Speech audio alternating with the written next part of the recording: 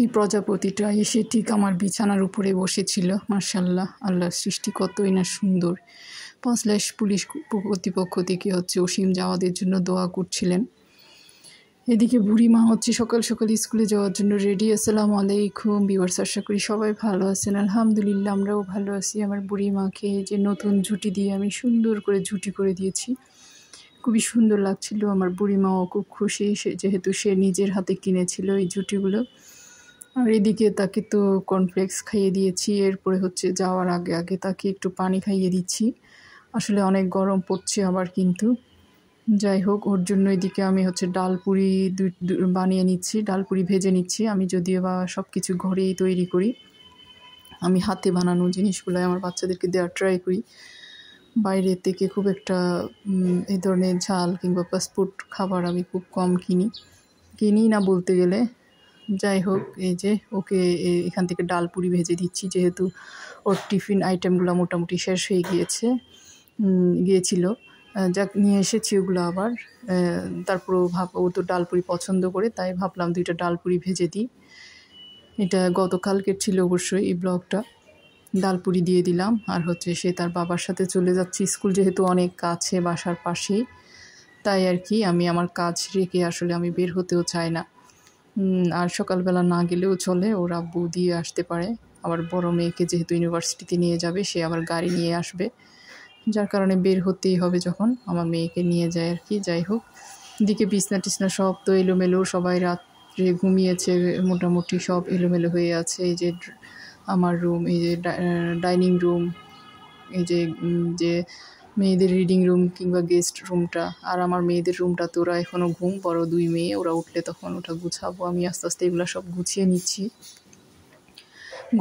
গুছানো হয়ে গিয়েছে। বড় মেয়েও ইউনিভার্সিটিতে চলে গিয়েছে। এখন আমি এই যে রান্নাতে চলে এসেছি। মাছের ডিম, তারপর কাঁকরোল দিয়ে আলু দিয়ে শুটকি দিয়ে রান্না করব। সব কিছু রেডি করে নিলাম, কুটে সব ক্লিন করে ধুয়ে নিয়েছি। এখন আমি আর কি আস্তে আস্তে রান্নাতে চলে যাব। সব গট্টর গুছানো সব হয়ে গিয়েছে। এদিকে যে মাছের ডিম অলরেডি বসিয়ে দিয়েছি। মাছ যেভাবে রান্না করে আর কি, সেভাবে করে পেঁয়াজ, মরিচ, হলুদ, লবণ সব কিছু দিয়ে, টমেটো দিয়ে, পানি দিয়ে তারপর রান্না করে নিচ্ছি। খুবই মজা হয় মাছের ডিম। আসলে ইদানিং অনেক বেশি মজা লাগছে, কেন জানি না, মাছের ডিমগুলা। আর আসলে আমাদেরকে টাটকা মাছটাই দেয় সবসময়, যেহেতু পরিচিত। এইদিকে আবার এই যে কাঁকরোলও বসিয়ে দিয়েছি, চিংড়ি শুটকি দিয়ে, কাঁকরোল দিয়ে, আলু দিয়ে। আমার হাজব্যান্ড কাঁকরোল অনেক বেশি পছন্দ করে, আসলে মজারই খাবার কাঁকরোলটা।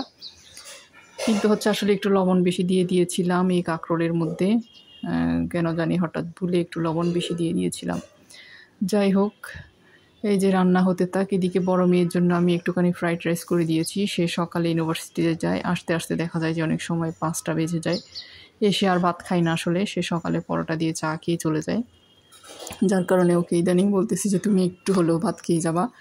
আমি একটু ফ্রাইড রাইস করে দিলাম আর কি। এদিকে এই যে প্রজাপতিটা দেখেন কি সুন্দর করে আমার বিছানার উপরে এসে বসে আছে, একদম বিছানার উপরে, একদম ছাদের সাথে যে ইন্টেরিয়র যেই কার্নিশটা আছে, ওখানে কিন্তু এসে বসে আছে এই যে প্রজাপতিটা। এত সুন্দর লাগছিল। আমি বিছানার উপর দাঁড়িয়ে ওকে একটুখানি ভিডিও করে নিয়েছি। মাশাআল্লাহ, কত সুন্দর, অপরূপ আল্লাহর সৃষ্টি। কত সুন্দর এই প্রজাপতিটা। আমার কাছে এমনিতেই ভালো লাগে। প্রজাপতি অনেক রকমের হয়, অনেক কালারের। যাই হোক, এদিকে বুড়িমা তো আরবি পড়ে এসেছে। এটা বিকেলবেলা। সে হুজুর আন্টির কাছ থেকে এসেছে। প্রতিদিন আরবি পড়ে এসে সে একটু বাসায় বলে যাবে খেলতে পারবে কিনা, বাইরে অনুমতি নিয়ে যাবে। আবার ওর যে বন্ধুরা একসাথে আরবি পড়ে, সবার সাথে একটু খেলতে চলে যায়। আমি তার স্যান্ডেলটাও দিয়ে দিলাম, বললাম যে স্যান্ডেল সব কিছু ঠিক আছে নাকি একটু দেখে নিলাম, আর বললাম যে একটু কেয়ারফুলি থাকতে। আমার আসলে ভয় হয় সবসময় বাইরে, আমার বাচ্চাদেরকে ওরকম খেলতে কখনো দিই নাই। এখন যেহেতু এখানে ওর পরিচিত সবাই আছে, সেজন্য একটু বের হতে দিই আর কি। যাই হোক, এদিকে আমি আর আমার হাজব্যান্ড চলে যাচ্ছি এখন বিকেলবেলা একটু হাঁটতে। এই যে পাঁচলাইশ এলাকায় কত বড় বড় দালান, এখন আর আগের মতো সেই বাড়িগুলো নেই, সবগুলা এরকম অ্যাপার্টমেন্ট হয়ে গিয়েছে। এক একটা বাড়ি কি সুন্দর, মাশাআল্লাহ। এই যে হাঁটতে হাঁটতে আবার আমি তরল দুধের জন্য চলে গিয়েছি। এই দোকানটা থেকে ইদানিং তরল দুধ নেওয়া হয়। এই দোকানের তরল দুধটা কিন্তু ভালো।